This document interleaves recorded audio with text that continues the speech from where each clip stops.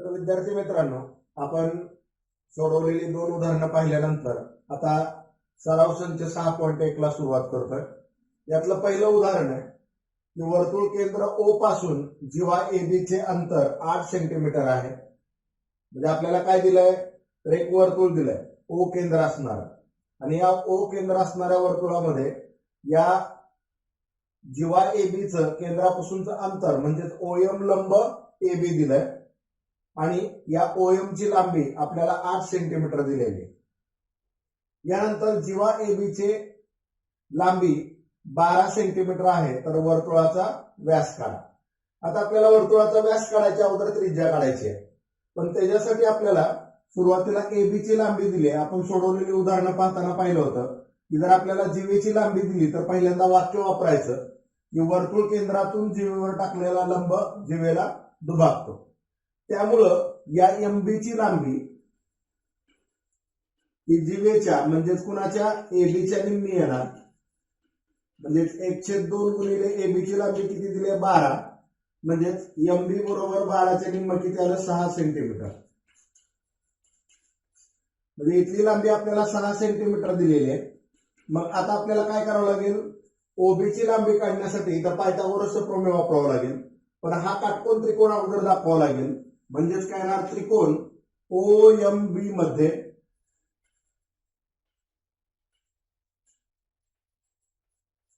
कोण OMB बरोबर 90 अंश. कारण का आपल्याला दिलंय लंब दिलंय म्हणून पक्ष. मग जर हा काटकोन त्रिकोण असेल तर आपण काय वापरतो, पायथागोरसचं प्रमेय. म्हणून पायथागोरसच्या प्रमेयाने OB चा वर्ग बरोबर OM चा वर्ग अधिक MB चा वर्ग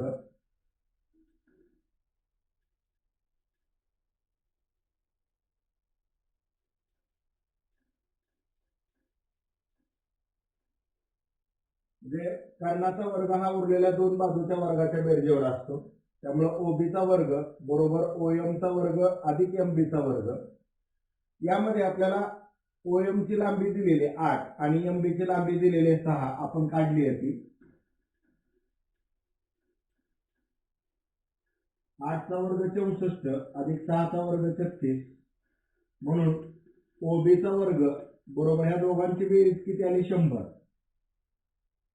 आता हे वर्ग आहे, वर्गाचं घ्यायचं असेल तर आपण काय करायचं, वर्गमूळ घेतलं.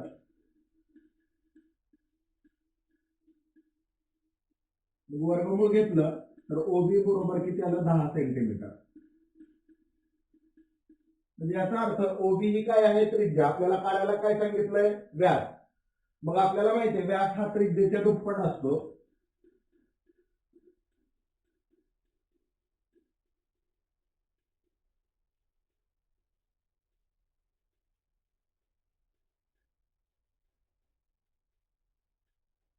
म्हणून व्यास बरोबर 2 गुणिले त्रिज्या बरोबर 2 गुणिले त्रिज्या काय, OB म्हणजे 2 गुणिले 10, 10 गुणी 20 सेंटीमीटर. मग उत्तर पूर्ण करायचं म्हणून वर्तुळाचा व्यास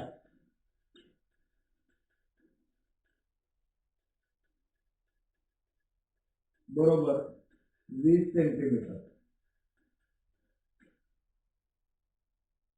तर विद्यार्थी मित्रांनो, सराव संच 6.1 मधील आपण दुसरं उदाहरण पाहतोय. एका वर्तुळाचा व्यास 26 सेंटीमीटर आहे. आपण जर म्हणजे आपल्याला एक वर्तुळ दिलेलं आहे O केंद्र असणार आणि त्याचा व्यास आपल्याला किती दिलाय, 26. तर आपण जर इथं ही आकृती पाहिली, यामध्ये जीवा आहे, लंब टाकलाय, तर आपल्याला कुणाची गरज लागते, त्रिज्येची. मग आपल्याला दिलंय काय, वर्तुळ म्हणजे पूर्ण गणित आपण वाचू. एका वर्तुळाचा व्यास 26 सेंटीमीटर असून जीवेची लांबी 24 सेंटीमीटर आहे, तर त्या जीवेचे केंद्रापासूनचे अंतर काढा. आता जीवेचं केंद्रापासूनचं अंतर काढायचं म्हणलं की आपल्याला O मधून या AB वरती लंब टाकावं लागेल. म्हणून आपण OM लंब AB केलं. त्यानंतर एक जीवा AB दिली आहे, त्याची लांबी आपल्याला किती दिली आहे, 24 सेंटीमीटर. आपल्याला लागणार काय, OB लागणार आहे, ही त्रिज्या आहे. दिलंय काय आपल्याला व्यास, मग त्रिज्या ही व्यासाच्या कशी असते निम्मी, म्हणून ओबीची लांबी व्यासाच्या निम्मी बरोबर 1/2 गुणिले 26, म्हणजे ओबीची लांबी किती आली 26 निम्म 13 सेंटीमीटर. आता आपण तुम्हाला मी सांगितलेलं आहे की जर आपल्याला जीवा दिलेली असेल तर काय करायचं, वर्तुळ केंद्रातून जीवेवर काढलेला लंब जीवा दुभागतो. त्याच्यामुळे या एमबीची लांबी ही या जीवा एबीच्या कशी येणार निम्मी, म्हणजे 1/2 गुणिले किती आलं, जीवाची लांबी 24 दिली आहे, म्हणजे एमबीची लांबी किती आली 12. मग आता आपल्याला कुणाची लांबी काढायची, ओएमची. ही आपली किती आलं या ठिकाणी 13 सेमी ओबीची लांबी, हे 12 सेमी, म्हणजे हे किती आलं 12 सेमी. मग आपल्याला ओएमची लांबी काढायची म्हणल्यानंतर आपल्याला काय करावं लागेल, पायथागोरसचं प्रमेय. म्हणून त्रिकोण ओएमबी मध्ये काटकोन त्रिकोण अगोदर दाखवावा लागेल.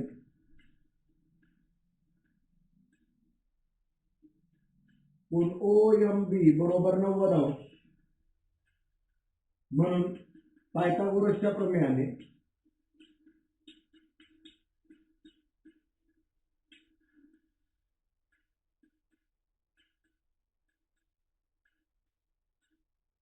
काय येणार, ओएमचा वर्ग अधिक एमबीचा वर्ग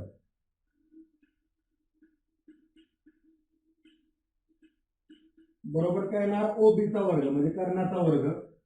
आपल्याला ओएम काढायचा आहे, मग ओएमचा वर्ग अधिक एमबी किती आले 12चा वर्ग बरोबर ओबी किती आहे 13चा वर्ग.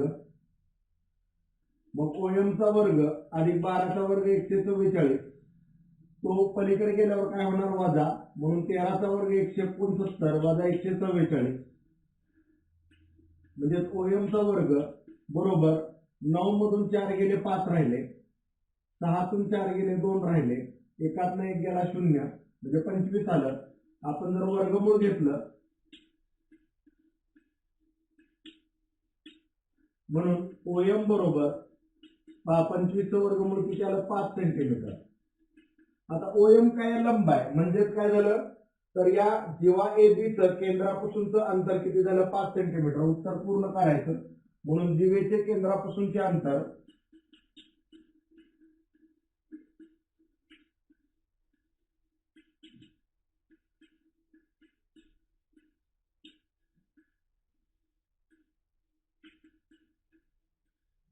बरोबर 5 सेंटीमीटर. म्हणजे ओएमची लांबी म्हणजे जीवेचं अंतर, म्हणून जीवा एबीचे किंवा जीवेचे म्हणजे या ठिकाणी वर्तुळ केंद्रापासूनचे अंतर म्हणजेच ओएम किती आलं 5 सेंटीमीटर आलं. विद्यार्थी मित्रांनो, सराव संच 6.1 मधील तिसरं उदाहरण, वर्तुळाच्या केंद्रापासून जीवेचे अंतर 30 सेंटीमीटर असून वर्तुळाची त्रिज्या 34 सेंटीमीटर आहे, तर त्या जीवेची लांबी काढा. म्हणजे आपल्याला दिले काय, एक वर्तुळ दिलंय, त्याची एक जीवा दिली आहे, आपण ती समजा आपण एबी घेतली आणि इथं केंद्रापासूनचं अंतर म्हणजेच आपल्याला काय दिलंय, ओएम लंब एबी दिलंय आणि त्याची लांबी म्हणजे ओएम बरोबर किती दिलंय 30 सेंटीमीटर आणि त्रिज्या ओबी बरोबर किती दिले 34 सेंटीमीटर. मग आता जर जीवेची लांबी काढायची असेल तर पहिल्यांदा पायथागोरसचं प्रमेय वापरायचं. म्हणून कुठला त्रिकोण आहे, त्रिकोण ओएमबी मध्ये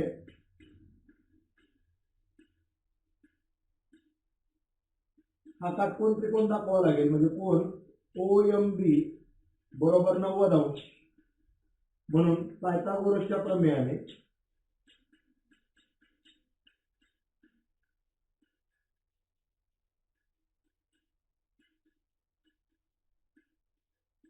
येणार ओएमचा वर्ग अधिक एमबीचा वर्ग बरोबर ओबीचा वर्ग. आता ओएम किती आहे 30चा वर्ग अधिक एमबी आपल्याला काढायचा आहे, एमबीचा वर्ग बरोबर काय येणार 34चा वर्ग, 30चा वर्ग 900, तो इथं अधिक आहे पलीकडे गेल्यावर काय होईल वजा, वर्ग 900 हा इथं अधिक आहे पलीकडे गेल्यावर काय होईल 11 म्हणजे वजा होईल, म्हणून एमबीचा वर्ग बरोबर 34चा वर्ग किती येतो 1156 वजा 900 बरोबर ह्या दोघांची वजाबाकी केली तर किती आली 256. आता 256 म्हणजे इथं काय केलं आपण वर्गमूळ घेऊ,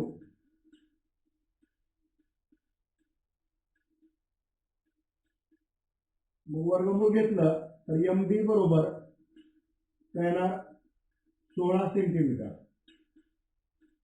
256 वर्गमूळ किती 16. पण आपल्याला कोणाची लांबी काढायची जीवेची. मग काय वर्तुळ केंद्रातून जीवेवर टाकलेला लंब जेव्हा जो भागतो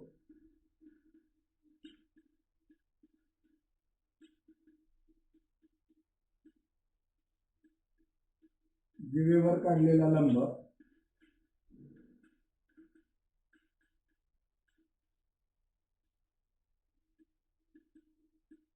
जेव्हा जो भागतो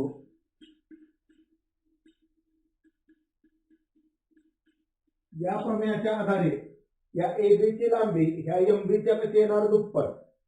म्हणून AB बरोबर 2 गुणिले MB बरोबर 2 गुणिले MB ची किंमत किती आली 16 जे बरोबर किती आलं 32 सेंटीमीटर. म्हणून आपल्याला ज्या पद्धतीने प्रश्न विचारलाय त्या पद्धतीने उत्तर. म्हणून जीवेची लांबी बरोबर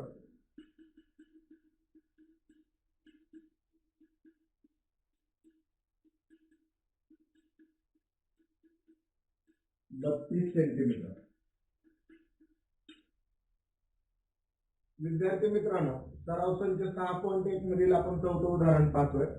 दिलंय काय पहा, ओ केंद्र असलेल्या वर्तुळाची त्रिज्या 41 सेंटीमीटर आहे.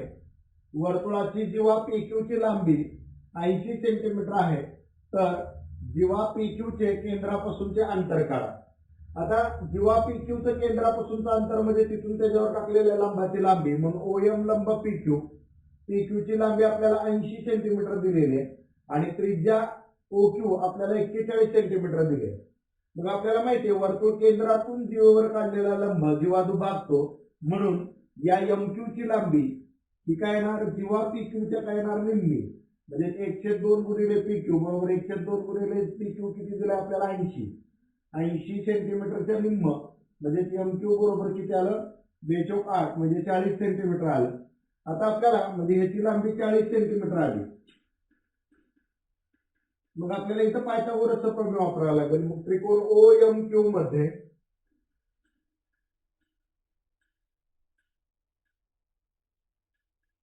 कोण OMQ बरोबर 90 अंश कारण का पक्ष. म्हणून पायथागोरसच्या प्रमेयाने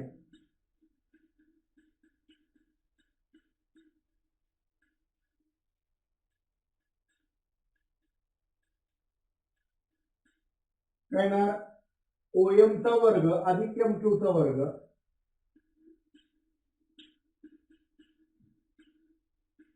बरोबर कर्णाचा म्हणजे OQ चा वर्ग.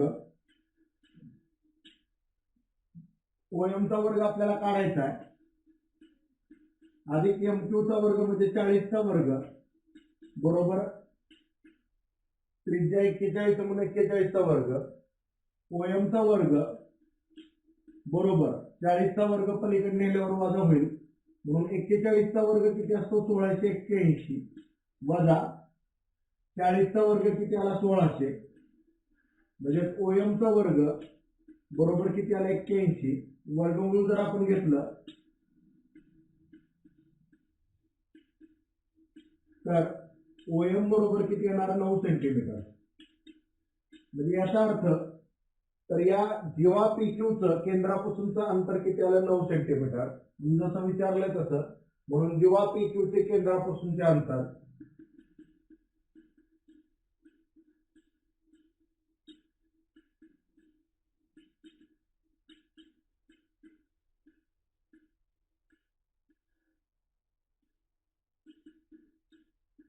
बरोबर 9 सेंटी. विद्यार्थी मित्रांनो, सराव संच 6.1 मधील 5वं उदाहरण आपण पाहतोय.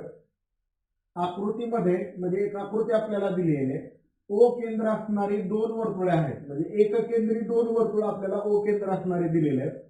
मोठ्या वर्तुळाची जीवा AB म्हणजे हे जे मोठं वर्तुळ आहे त्याची जीवा AB ही लहान वर्तुळाला बिंदू P आणि Q मध्ये छेदते. तर आपल्याला सिद्ध करायचंय की AP बरोबर MQ दाखवायचं. आता महत्वाचं लक्षात घ्या इथं आपल्याला एक गुणधर्म जे आपण पाहिलेलं त्याचा वापर करायचा. म्हणून आपण रचना केली की OM हे आपण एबी वरती किंवा पीक्यू वरती लंब टाकला, ओएम लंब एबी. मग आपण लहान आणि मोठं दोन्ही वर्तुळामध्ये आपण विचार करणार आहे. लहान आपलं मोठ्या व लहान वर्तुळात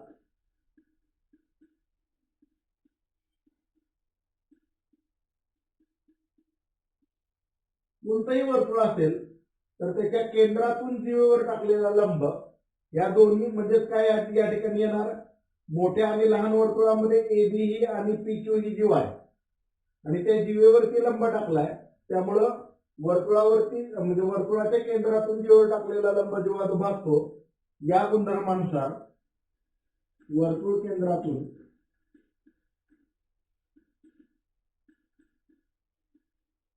जीवेवर काढलेला लंब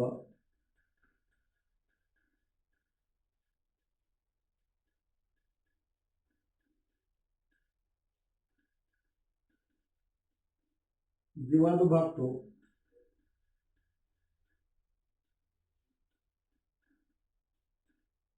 त्यामुळं आता मोठ्या वर्तुळामध्ये जीवा एबी आहे, त्याच्यावरती लंब टाकला, तो दुभागला, म्हणजे एम बरोबर काय येणार, एम बी.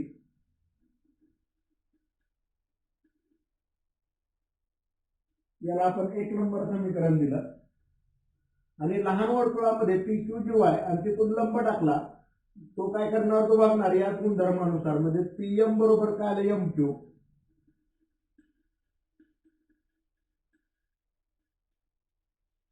मग आता आपल्याला एपी बरोबर पीक्यू पाहिजे, म्हणजे एएम मधून पीएम आपल्याला काय करावं लागेल, वजा, म्हणजे समीकरण 1 मधून समीकरण 2 वजा करू.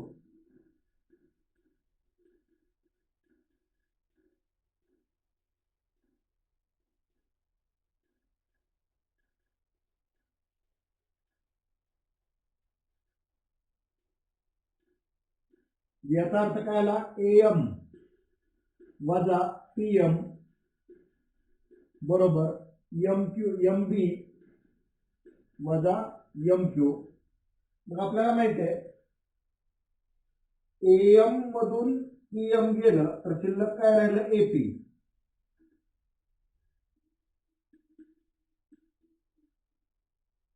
आणि एम बी मधून एम क्यू वजा झालं तर काय राहिलं आपल्या या ठिकाणी, बी क्यू. याला कारण काय येणार, A dash P dash M पहिलं आणि दुसरं इकडं M dash Q dash B. या दोन कारणांमुळं एपी बरोबर काय आलं, बी क्यू. आणि हे आपल्याला तेच सिद्ध करायचं होतं की एपी बरोबर बी क्यू. विद्यार्थी मित्रांनो, सराव संच 6.1 मधील 6वं उदाहरण पाहतोय. हे वाक्य दिलेलं आहे, त्यामुळे आपल्याला पक्ष, साध्य, सिद्धता, आकृती सर्वच करावं लागेल. सिद्ध करा, वर्तुळाचा व्यास हा वर्तुळाच्या 2 जीवांना दुभागत असेल तर त्या जीवा परस्परांना समांतर असतात. म्हणजे आपल्याला काय दिलं, एक वर्तुळ दिलेलं आहे, समजा आपण ओ केंद्र असणारं वर्तुळ घेतलं आणि त्यामध्ये 2 जीवा दिलेल्या आहेत, 2 जीवा ए बी आणि जीवा सी डी. आणि हा जो पीक्यू व्यास आहे तो त्याला काय करतो, दुभागतो, म्हणजे त्याचे 2 समान भाग करतो प्रत्येक जीवेचे. म्हणजे दिलंय काय आपल्याला पक्ष मध्ये की व्यास पीक्यू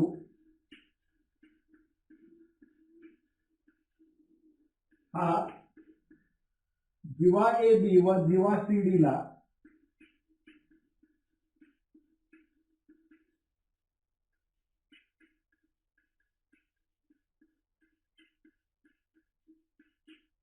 काय करतो, दुभागतो. काय करतो, दुभागतो. म्हणजे काय, वर्तुळाचा व्यास जर वर्तुळाच्या 2 जीवांना दुभागत असेल, म्हणून वर्तुळाचा व्यास पीक्यू हा जीवा ए बी आणि जीवा सी डी ला काय करतो, दुभागतो. तर आपल्याला सिद्ध काय करायचंय की त्या 2 जीवा समांतर असतात. म्हणजेच काय आलं, जीवा ए बी समांतर जीवा सी डी. आता याची सिद्धता लिहिताना दिलंय काय आपल्याला ते आपण पहिल्यांदा लिहूया. आपल्याला पक्षमध्ये काय दिलंय की व्यास पीक्यू हा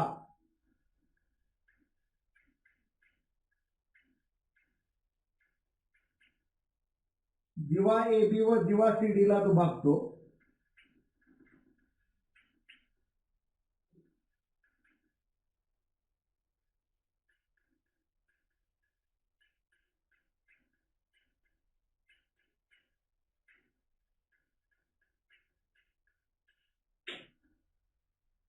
व्यास ए बी हा जीवा ए बी व जीवा सी डी ला दुभागतो. मग आपण एक प्रमेय पाहिलंय, दुभागतो याचा अर्थ काय की इथं एक्स आणि इथं वाय जे आहे ते वाय हा ए बी चा मध्यबिंदू आहे आणि एक्स हा सी डी चा मध्यबिंदू आहे. मग काय आपण पाहिलेलं आहे की वर्तुळाचा केंद्र आणि जीवेचा मध्यबिंदू, दुभागतो याचा अर्थ काय मध्यबिंदू, म्हणजे आपलं हे जे दिलंय त्याच्यावरून वाय हा वाय व एक्स हे जीवा ए बी आणि जीवा सी डी चे काय आहेत मध्यबिंदू आहेत. बिंदू वाय व एक्स हे अनुक्रमे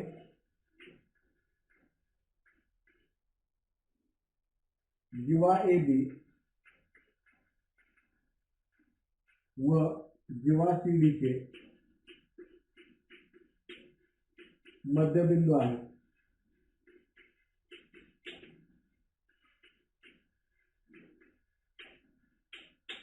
त्या प्रमेयानुसार वर्तुळाचा केंद्र आणि जीवेचा मध्यबिंदू यांना जोडणारा रेषाखंड जीवेला लंब असतो. वर्तुळ केंद्र व जीवेचा मध्यबिंदू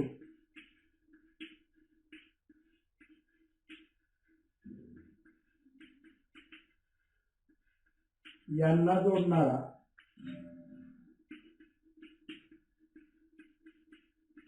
रेषाखंड जीवेस लंब असतो.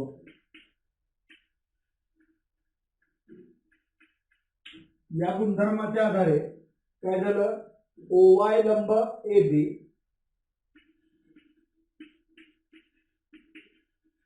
आणि OX लंब CD